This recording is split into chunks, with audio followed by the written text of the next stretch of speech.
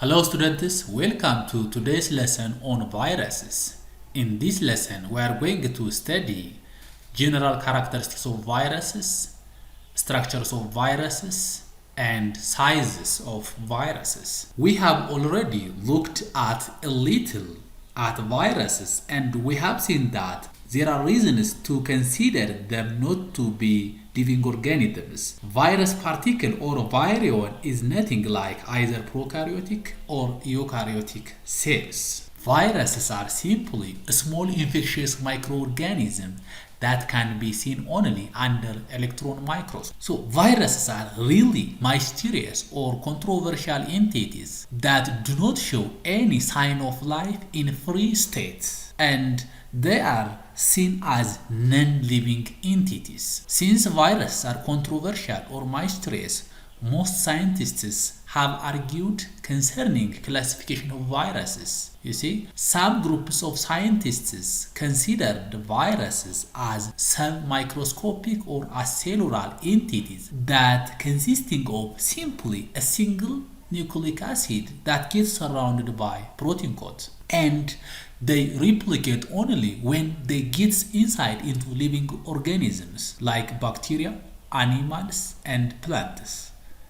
Unless and otherwise, they act or regarded as non-living organisms. Due to this reason, some other scientists place viruses at the boundary line, since viruses, like living organisms, they are made from nucleic acid and protein coats, and also they can replicate inside living organisms dependently. But also, like non-living organisms, viruses do not show any life-related processes independently. In this instance, these groups of scientists just regarded as viruses the boundary line between life and non-life, because these scientists get confused to consider virus living or non-living. In this case, these scientists consider the virus neither living nor non-living. When we see structures of viruses, the virus particles or virions contain two main general components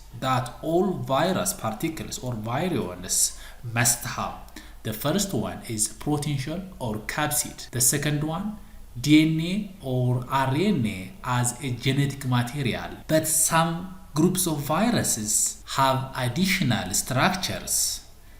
These additional structures are simply a membrane made from lipids and proteins outside the capsid, and other protein molecules and enzymes inside the capsid. Viruses exhibit several different shapes on the basis of their capsid structure. In this instance, viruses can be helical viruses, polyhedral viruses, enveloped viruses, and complex viruses. When we see structures of helical viruses, groups of helical viruses show a hollow cylindrical capsid and having helical or rod shapes. Viruses that have helical structure are rabies, Ebola, and influenza. Polyhedral viruses are groups of viruses that have polyhedral or many-sided structures and having an icosahedron shape. This means this icosahedron shape exhibit a regular polygon with 20 triangular faces and 12 corners. Enveloped viruses are another group of viruses that have capsids covered by envelopes. These viruses can be helical or polyhedral in structure. For example, influenza viruses have enveloped helical structure, and herpes simplex viruses exhibit enveloped polyhedral structures. Another groups of viruses are complex viruses.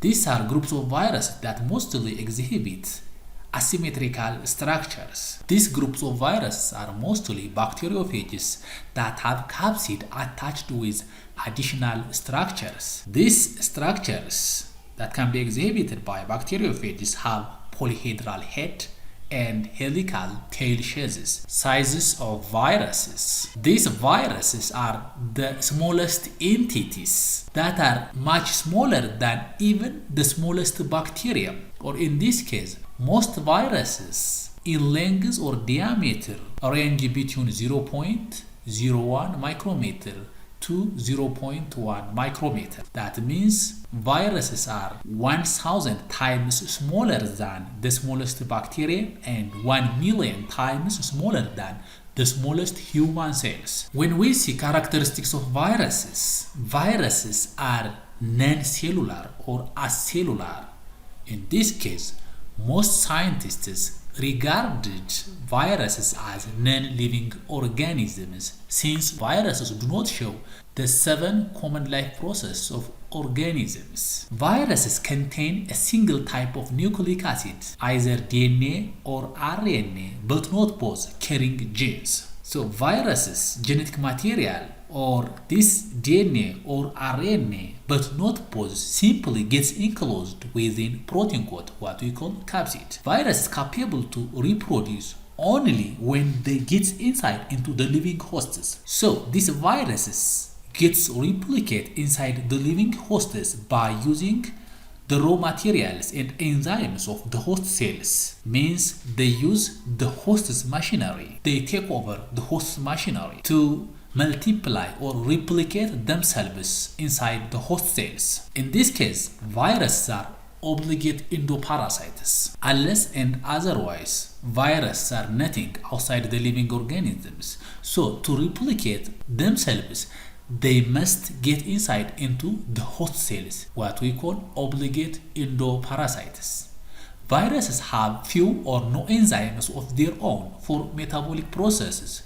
This is the reason what I told you before, that they take over the host's machinery to replicate themselves. In this case, viruses are metabolically inactive, such as they cannot perform cellular respiration, they cannot make their own proteins, they cannot replicate their genetic material, DNA or RNA, they cannot perform photosynthesis, they can transport their own materials through active transport, they cannot diffuse their materials through diffusion. Viruses can mutate or evolve continuously when they get replicate. They continuously change themselves. And viruses are host specific. Some viruses are extremely host specific, but some other viruses are broad ranged in host specificity.